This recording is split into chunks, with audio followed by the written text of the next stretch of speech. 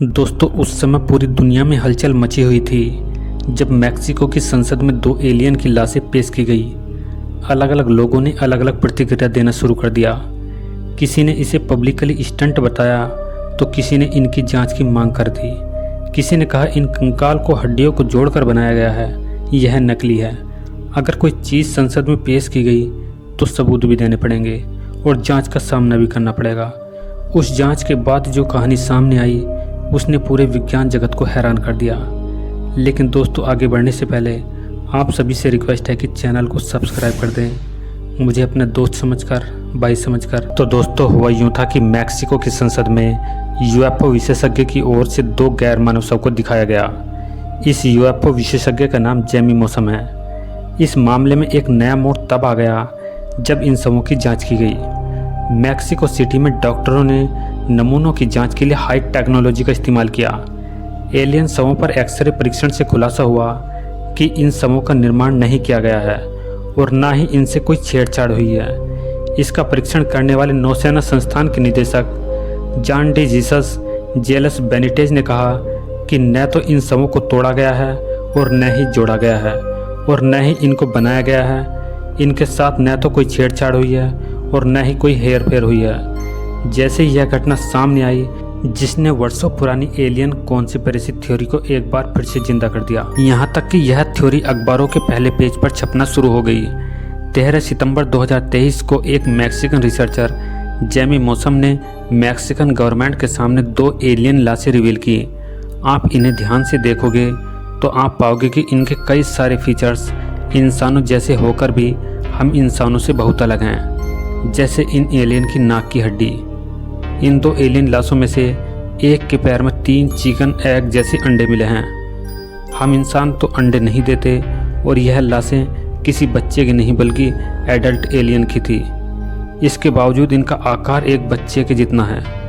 इंसानों के मुकाबले में खोपड़ी भी अतरंगी है। यहाँ तक कि इनके हाथ पर 5 उंगलियों की बजाय सिर्फ 3 उंगलियाँ हैं। जाने माने फोरेंसिक एक्सपर्ट जोस बेनिटिस, जिन्होंने इन लाशों का एक्सरे और सीटी स्कैन किया, वह भी कह रहे हैं कि दोनों एलियन लाशें बिल्कुल असली हैं। तो आइए जानते हैं क्या ये वाकई में असली हैं या पब्लिकली इन्हें एक स्टंट दिखाने के लिए बनाया गया है। सबसे पहले रिसर्च में पाया गया कि मैक्सिकन गवर्नमेंट को 2 एलियन लाशें मिली जो आज से 1000 साल पहले साउथ अमेरिका के एशियन नास्का ट्राइब के साथ रहते थे।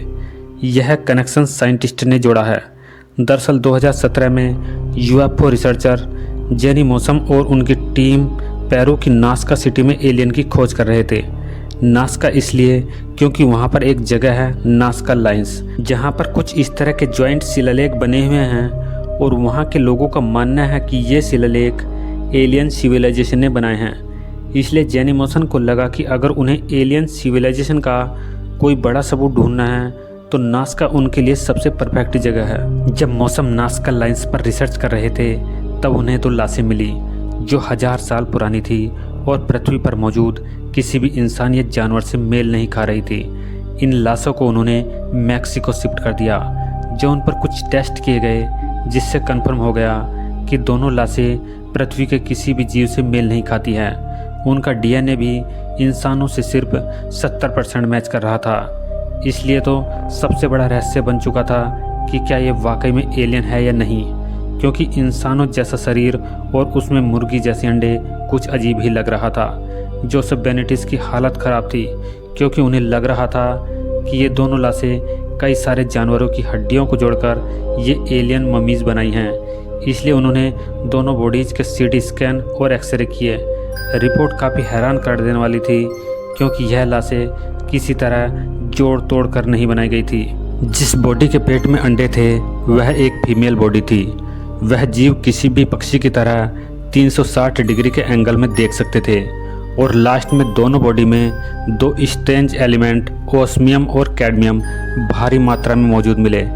इन सभी टेस्ट से यह प्रूव हो गया कि यह पृथ्वी पर मिलने वाले किसी भी जीव की तरह नहीं है बल्कि एलियन है।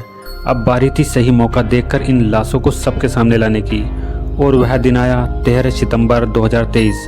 मैक्सिकन गवर्नमेंट भी इवॉल्व इसमें हो चुकी थी। इसमें स्पेशल हियरिंग रखी गई थी जिसमें यूएफओ के एग्जिस्टेंस पर डिस्कशन होना था। ऐसे में मौसम शुरुआत में ही 2 बक्से लेकर गवर्नमेंट के सामने आए और पूरे सबूतों के साथ उन्होंने 2 लाशें पेश कर दुनिया के सामने रख दी। इसी वजह से यह न्यूज़ पेपर के पहले पन्ने पर छपने लगी। इसी कहानी का दूसरा पड़ाव क्या कहता है, अब इस पर बात करते हैं। यह तो आप जानते ही हैं कि नासा कई सालों से एलियन ढूंढ रहा है। 13 सितंबर को हमें 2 एलियन का सबूत पृथ्वी पर ही मिल गया। ऐसी कई जगह हैं जो अपनी कहानियों की वजह से फेमस है।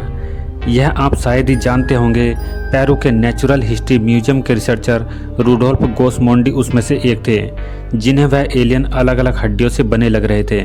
इन फोटो में जो लेफ्ट वाला हाथ है वह एलियन का है, जिसे उन्होंने नॉर्मली हाथ से कंपैरिजन किया।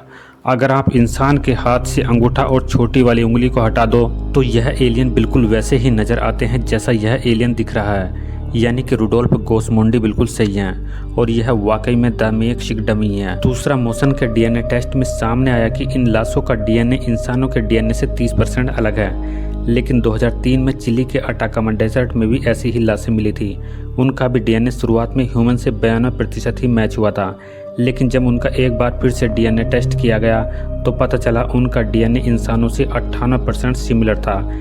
यानी कि मोशन द्वारा किया गया डीएनए टेस्ट में कोई फॉल्ट हो सकता है, या फिर उन एलियन का डीएनए 30% डिग्रेड हो चुका हो। और दोस्तों, स्कूल में तो आपने पढ़ा ही होगा कि ओस्मियम और कैडमियम काफ़ी रेयर एलिमेंट हैं, जो न सिर्फ हमारी पृथ्वी पर बल्कि इस पूरे ब्रह्मांड में बहुत ही रेयर मात्रा में मिलते हैं। इसलिए अगर हम एक बार के लिए मान भी लें कि हमारे अलावा इस ब्रह्मांड में लाखों करोड़ों एलियन सिविलाइजेशन मौजूद हैं, फिर भी ऐसा नहीं हो सकता कि ओस्मियम और कैडमियम से बने हों। उनकी जगह पर अगर इन रिसर्चर ने सिलिकॉन भी कहा होता तब भी उनकी कहानी में थोड़ा सा दम लगता। ओस्मियम और कैडमियम पृथ्वी पर इतनी आसानी से नहीं मिलते, इसलिए यहाँ एलियन कॉन्स्पिरेसी थ्योरी फेल हो गई।